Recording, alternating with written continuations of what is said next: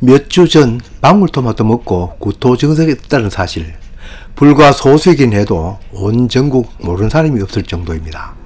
그 문제는 원인은 밝혀졌는데도 아직도 진행 중인가 봅니다. 방울토마토 품종 중에서 올스타라는 신품종에만 국한된 것이고, 이미 그 품종을 심은 농가는 전량 폐기 처분했다는데도 지금 방울토마토가 팔리지 않는다고 합니다. 지금도 서울시만 해도 하루에 0.5명 정도 아까운 목숨이 희생되고 있다고 합니다. 이러나 저러나 사람 생명은 다 귀한데 먹는 데는 조금만 이상 현상이 있으면 전 국민이 외면합니다. 이러한 이상한 심리 뒤에는 애꿎은 농민들만 타격을 입습니다. 지금 전국적으로 방울토마토가 팔리지 않으니 애써 농사지어 수확한 걸 버려야 할 처지입니다.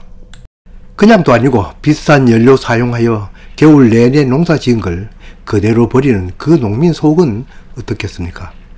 손바닥 농장에 워낙 여러가지 채소를 심어놓고 공부를 하니 오늘 배운 건 내일 가면 잊어버리고 하여 각 과별 계통을 지어 공부를 하고 그 공부한 내용을 영상으로 공유하고 있습니다. 원래는 주요 농작물을 과별로 정리하면 7과가 나오는데 이 중 곡식인 벽과, 즉 화분과를 빼고 또 콩과 빼고 하여 5과로 정리하여 공부하였습니다. 그중 가지과에 토마토가 속합니다. 이 가지과 영상에서 채소도 아닌 동말풀과 담배를 일부러 색깔을 바꾸어 소개한 이유가 있습니다. 담배의 특성은 이미 잘 알고 있는 사항이고, 동말풀, 그 중에서 흰 동말풀은 환각 성질이 있는 독성식물이라는 점입니다. 우리말에 독이 약이고 약이 독이라는 말이 있습니다. 사실 이 말은 틀림없는 정확한 얘기입니다. 벌침독은 물론이고 독사의 독도 약으로 이용되고 있습니다. 동말풀도 중국에서는 옛부터 중요한 약초 중에 활용되고 있고 현대의학에서도 마취제로 이용되고 있는 줄 알고 있습니다. 식물에서 과로 나눈 것은 자람 성질이나 그 식물이 함유하고 있는 성질이 비슷하기 때문에 묶어놓은 것입니다. 우리가 접을 붙일 때도 같은 과는 접이 되고 과가 다르면 접이 되지 않는 걸로 알고 있습니다. 관점은 우리가 재배하는 고추, 피망, 가지, 감자, 토마토 등과 같은 과 작물이 있습니다. 이들에게도 다른 과 식물에는 볼 수 없는 물질이 들어있습니다. 이들에게는 공통적으로 우리들이 잘 아는 솔라닌이라는 성분과 또 그와 유사한 성분이 들어있다는 것입니다. 들어있다고 모든 부분이 있다는 뜻은 아닙니다. 우리 가지과의 대표격이라고 할 수 있는 가지에도 들어있습니다. 잎에도 줄기에도 열매에도 모두 들어있습니다. 열매를 익혀 먹으면 솔라닌이 제거됩니다. 그런데도 어떤 사람은 생으로 가지를 먹는 사람들을 볼 수 있습니다.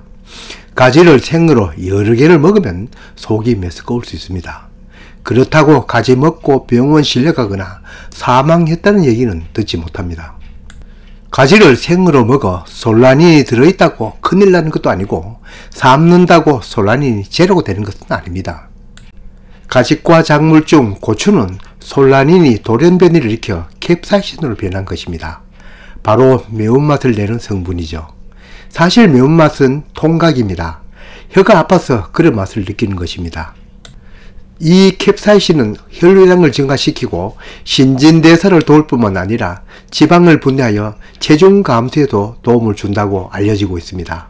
정말 우리 생활에 독과 약은 그 경계가 모호합니다.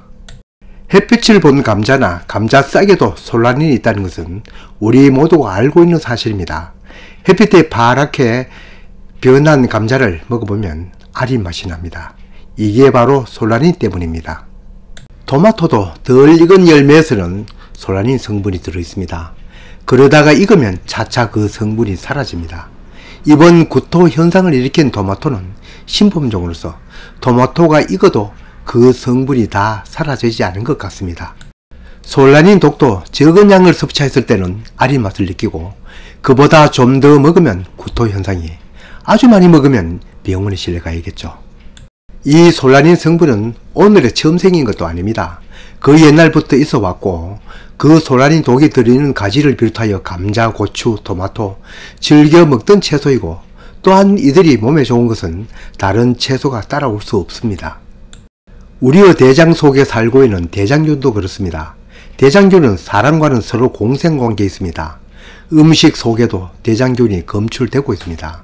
물론 음식 속에 너무 많으면 문제를 일으킬 수 있습니다.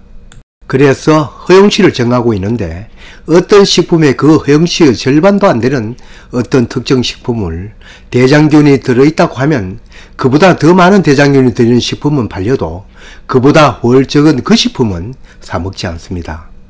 대장균이 무엇인지 그 식품에는 허용치가 얼마인지는 묻지도 따지지도 않고 있다면 큰일 나는 것으로 알고 있습니다. 솔라닌도 그렇습니다. 솔라닌이 독성분이라고 하니 솔라닌이 들어있으면 큰일 나는 줄 알고 있습니다. 솔라닌 독성보다도 소문, 즉 뉴스가 더 무섭습니다. 얼마 전 미국소 광우병으로 쓰러진 영상을 보여주자 모두 미국소 먹지 않았습니다. 정작 미국 안에서는 사람들 쇠고기 다 사먹는데도 그 멀리 떨어진 우리가 벌벌 떨었습니다. 솔라닌보다 더 위험한 술은 즐겨 마시면서 왜 몸에 좋은 토마토는 왜 그렇게 공포스럽게 대하나요?